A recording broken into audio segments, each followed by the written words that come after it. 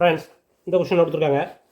ரூபாய் 1600 பி மற்றும் கியூ என்ற இரண்டு நபர்களுக்கு 5:3 என்ற வீதத்தில் பிரித்தால் கியூவின் பங்கு என்ன கேட்டிருக்காங்க.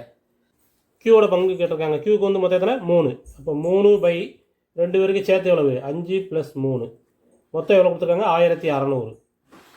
அப்போ என்ன வரும் 3/8 × 1600 8 8 16 என்ன வரும் 200. இது ரெண்டே பெருக்கிங்கன்னா 600. இதுதான் ஆன்சர். ஆனால் இவ்வளோ தூரம் கஷ்டப்பட்டு சால்வ் பண்ண வேண்டாம். என்ன கொடுத்துருக்காங்க 5:3. அப்போ கியூவுக்கு வந்து கம்மியாக இருக்கணும். சரிதானா? அப்போ கியூவுக்கு கம்மியாக இருக்கணும், பிக்கு வந்து அதிகமாக இருக்கணும். இதை பாதியாக பிரிச்சிங்கன்னா என்ன வரும் 800ன்னு வரும். அப்போது இவங்களுக்கு 800 இவங்களுக்கு 800 பாதி பாதி. ஆனால் இங்கே கம்மியாக வரணும். அப்போ 800க்கு கீழே தான் வரணும். அப்படி இருக்கக்கூடிய ஒரே ஆன்சர் இது மட்டும்தான். ஃப்ரெண்ட்ஸ், இந்த கொஸ்டின் என்ன கொடுத்துருக்காங்க. அடுத்த உறுப்பு கான். முதல் இது வந்து 0.5 0.6 1.5 4 8.9 கொடுத்துருக்காங்க. இது ரெண்டுக்குள்ள டிஃப்ரென்ஸ் பாருங்கள்.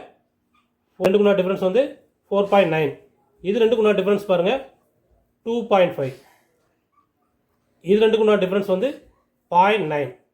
இது ரெண்டுக்குள்ள டிஃப்ரென்ஸ் வந்து 0.1. அப்போ இது எப்படி இருக்குன்னா 1/2/10 3/2/10 5/2/10 7/2/10. அப்போ இதுக்கு அடுத்து என்ன வந்துருக்கணும் 9/2/10.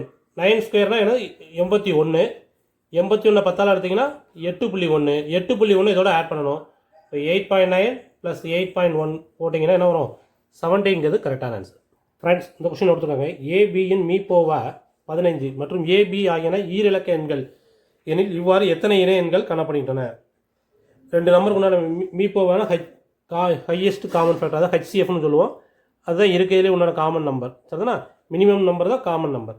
இப்போ மீப்போவா வந்து 15 இருந்ததுன்னா அந்த ஏபிங்கிறது ஈரிலக்க எண்ணாக இருந்தால் மொத்தம் எத்தனை எண் இருக்குன்னு கேட்குறாங்க. அப்போ 15 மடங்காக தான் இருக்கணும். ஹையஸ்ட் காமன் ஃபேக்டர் என்னதான் இருக்கலாம் 15 இருக்கலாம், 30 இருக்கலாம், 45 இருக்கலாம், 60 இருக்கலாம், 75, அதுபோல் என்ன சொல்லலாம் 90. இவ்வளோ தான் இருக்கணும். இந்த காம்பினேஷனாக இருக்கணும். அப்போ எப்படிலாம் இருக்கலாம் 15 30 இருக்கலாம், 15 45, 15 60, 15 75, 15 90. இது ஒரு செட்டு. இதே மாதிரி இந்த ரெண்டே செட்டை கேட்கணும். அப்போ இப்போ எத்தனை வந்துருப்பாங்க 1 2 3 4 5. இங்கே வந்து மொத்தம் 5 வந்துடுது. இதை பார்த்தாச்சுன்னா 1 2 3 4, இங்கே 4 வரும். அதே மாதிரி 45 வைக்கும்போது 1 2 3 வரும். அடுத்து என்ன வரும் இங்கே 2 வரும்.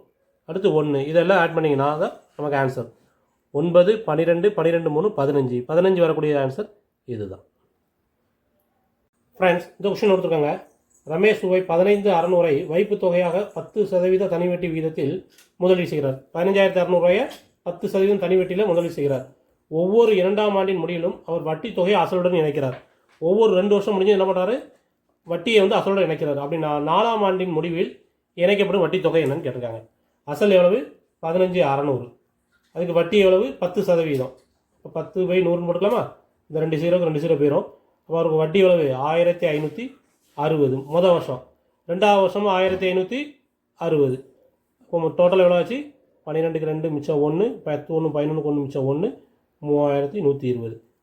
அசல் எவ்வளவு 15,600 இன்ட்டு ப்ளஸ் 15,600 ப்ளஸ் 3120. இது 2 வருஷம் முடிஞ்சது. இந்த வட்டியை அசலோட இணைச்சிட்றாங்க. அப்போ டோட்டல் அசல் என்ன ஆயிரும் 0 2 இதை கொடுத்தீங்கன்னா 7 15 3 18. இதுதான் 3ஆம் ஆண்டு தொடக்கத்தில் உள்ள அசல். இதுதான். இப்போ இதுக்கு வட்டி பார்க்கணும். இதுக்கு வட்டி எவ்வளோ 10% பார்த்தீங்கன்னா என்ன வரும் 1 0க்கு 1 0, இந்த 1 0க்கு 1 0 போயிடும். அப்போ வட்டி எவ்வளோ கிடைக்குது 1872. இதே 3ஆம் வருஷம். 4ஆம் வருஷமும் அதே 1872. ரெண்டே ஆட் பண்ணிங்கன்னா 2 2 4 7 7 14க்கு 4 மிச்சம் 1 16 8 16 1 17க்கு 7 மிச்சம் 1 கூட்டினீங்கன்னா 3 3744ங்கிறது 4ஆம் வருஷம் முடிவில் கிடைக்கக்கூடிய வட்டி. இதற்கு ஆப்ஷன். ஃப்ரெண்ட்ஸ், இந்த கொஸ்டின் என்ன கொடுத்துருக்காங்க. 3:4:5 என்ற விதத்தில் அமைந்த 3 எண்களின் மீப்போமா வந்து என்ன கொடுத்துட்டாங்க 2400. மீப்போவா என்னன்னு கேட்டிருக்காங்க. மீப்போமானா இருக்கையிலே பொது மடங்கு பெரிய மடங்கு. சரிதானா? மீப்போவானா வகுத்து இருக்கையிலே சின்ன நம்பராக வரணும். அப்போ இது என்ன பண்ணலாம் இதோட மடங்கு எப்படி இருக்கும்னா 2400 / 3 × 4 × 5 இதோட மடங்காக தான் அது இருக்கும். சரியா? இப்போ இதை கேன்சல் பண்ணிங்கன்னா 1 3 3 எம்மூணா 24 இந்த 800 ஆகும். ஒரு நாள் 4 இரிநாங் 8 200 ஆகும். ஓரஞ்சு 5 4 20 அப்போ 40 ஆகும். 40 தானே இருக்கிறதுலே சின்ன மடங்கு. இதுதான் ஆன்சர். ஃப்ரெண்ட்ஸ், இந்த கொஸ்டின் கொடுத்துருக்காங்க. மேரி என்பவரின் தற்போதைய வயது 16. அவள் தனது தம்பியின் வயதை விட 4 மடங்கு பெரியவள் அப்படின்னு கொடுத்துருக்காங்க. அப்போ மேரிக்கு வயசு 16, தம்பிக்கு எவ்வளோ இருக்கும்? அதுலேருந்து 4 மடங்கு கம்மியாக இருக்கணும். அப்போ தம்பிக்கு வயசு 4. ரெண்டுக்கு உண்டான வித்தியாசம் என்ன கொடுத்துருக்காங்க? கண்டுபிடிச்சாச்சு, 12. இப்போ என்ன கேட்டிருக்காங்க? தனது தம்பியின் வயதை விட 2 மடங்கு பெரியவளாக இருக்கும் பொழுது மேரியின் வயது என்னன்னு கேட்டிருக்காங்க. இப்போ 2 பேருக்கும் நான் வயசு வித்தியாசம் அளவு 12. இப்போ இது பூரா கொடுத்துருக்கிறது பூரா மேரியின் வயதாக இருந்தால் அவள் தம்பி வயது அதுலேருந்து 12 கழிச்சிருங்க. தம்பி வயது என்ன ஆயிரும்? 8. இதை கழிக்கும் போது 12. இதை கழிக்கும் போது 16. 32லேருந்து 12 கழிக்கும் போது இது 20. இப்போ மேரிக்கு இந்த வயசுலாம் இருக்கும்போது தம்பிக்கு இந்த வயசுலாம் இருக்கும். எது 2 மடங்கு இருக்குது?